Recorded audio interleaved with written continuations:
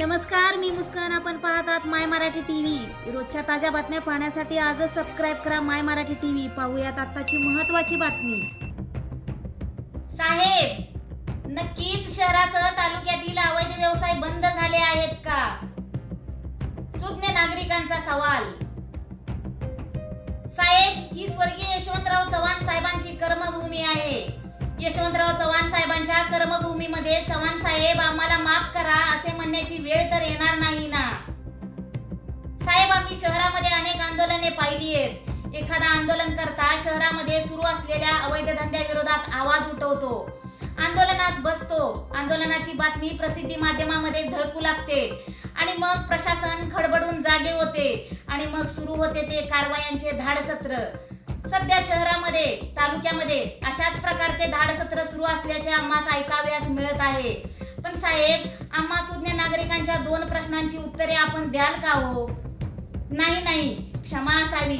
आम्ही तुम्हाला प्रश्न विचारणारे कोण लागून गेलो हो? असो, ते जाऊ द्या.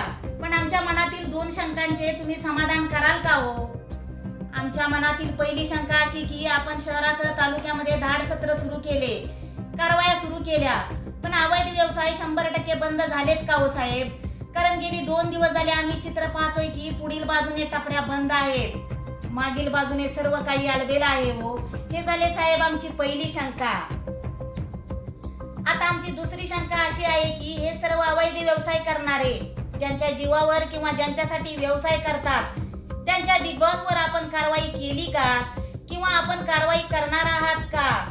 या आमच्या दोन शंकांचे नक्कीच आपण समाधान कराल अशी आम्हाला खात्री आहे. आणि याही पलीकडे शहरातील राज्य उत्पादन शुल्क विभागाचे कार्यालय म्हणजे असून घोटाळा आणि नसून खोळंबा झाल्यासारखेच आहे असे आम्हाला वाटत आहे. कारण अवैध दारू विक्रेते कोणाच्या बापाला घाबरेना झाले तो.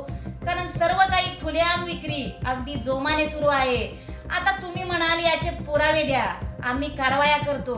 किती हास्यास्पद बोलता हो साहेब तुम्ही. जणू काही तुम्हाला माहीतच नाही. सर्व काही धुतल्या तांदळासारखे साहेब. आम्ही सुज्ञ नागरिक तुम्हाला तुमचे व व्यावसायिकांचे हितसंबंध कसे जोपासले जातात हे इथे सांगण्याची वेळ येऊन देऊ नका. असो, तुम्हाला पुरावेच हवेत ना? मग आज आम्ही फक्त ठिकाणे सांगतो. यावर तुमचे समाधान झाले नाही तर उद्या कुठे, कशा प्रकारे आणि कोण चालवत आहेत अवैध अड्डे याची माहिती पुराव्यानेशी घेऊन सादर करतो बरं का? काळजी नसावी.